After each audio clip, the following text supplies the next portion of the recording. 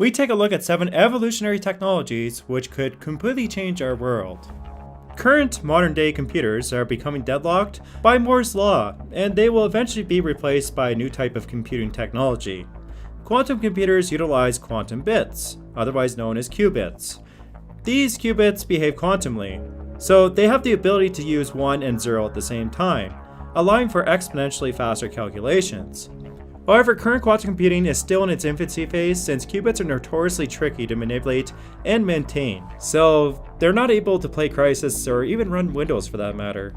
Only time will tell if quantum computers become a part of our everyday lives. At number 6, nanomachines. We have utilized basic forms of nanotechnology, with self-cleaning materials and sunblock which reflects ultraviolet light.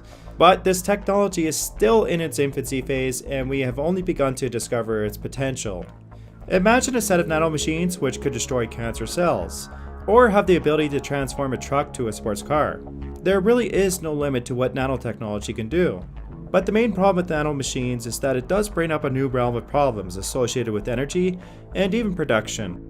And we also have to consider that nanomachines can be one of the most powerful weapons ever made, which could make it to be one of the most revolutionary and deadliest technologies at the same time. But engineering things at a nanoscale can also lead to new developments in metamaterials.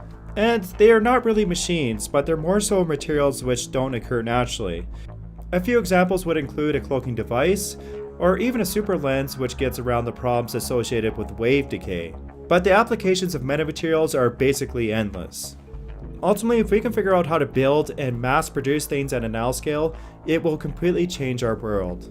At number 5, ultracapacitors.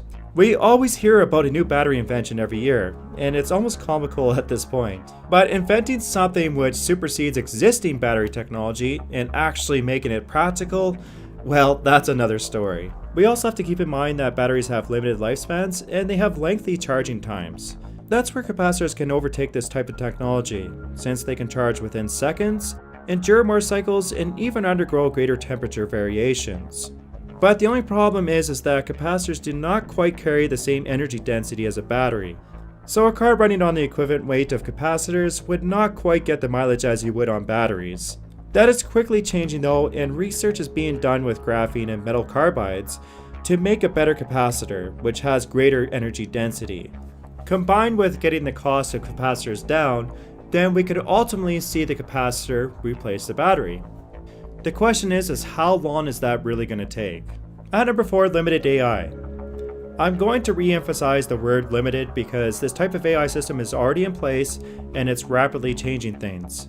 From driving vehicles to performing surveillance, it has no doubt proved that it can outperform humans in certain tasks. And it has limitless potential. So what about a fully conscious AI? And why am I not mentioning that? Well, I don't think it's going to happen anytime soon. The riddle to consciousness is figuring out how it even works. Is it based on survivability, or is it something deeper than that, like a soul? There is no universal agreement on what life even is. So humanity can progress another 100, even 1,000 years into the future, and there still may not be an answer to this problem. But at some point, maybe not in our lives, but sometime in the future, it may become very difficult to tell the difference between a human and a limited AI system portraying a human. At number 3, VR immersion. It's not really that far off to think that we may just end up living in a fantasy world, if we are not already. Total VR immersion would obviously be able to stimulate all 5 senses, and therefore we wouldn't be able to tell the difference between real life and the VR world. With nearly half the population in poverty, this would be a very powerful incentive to visit VR, but that is only if the technology becomes cost viable to everyone. Obviously, this is a topic for a whole nother video, and let's just hope that people are not eventually jacked into a Matrix-style system. But if we take it one step further, augmented reality, which superimposes images and information on the real world, may be the key to power. And it might give one person an information advantage over anyone who does not have access to the technology. Obviously, this would create more of a disparity in society, and it just shows once again that technology can be both a benefit and a detriment to our everyday lives. At number 2, room temperature superconductors.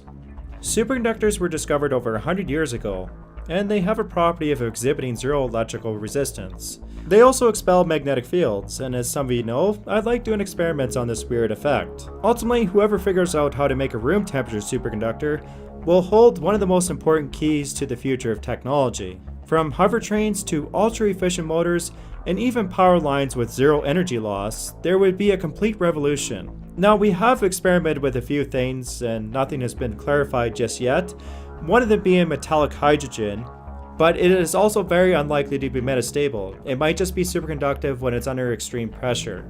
Graphene also could be superconductive, but this is a two-dimensional layer and it still needs to be cooled down. But having said that, there have been advances in graphene design and production, so it could be the answer to this problem. We'll just have to wait and see. That's number 1, fusion power.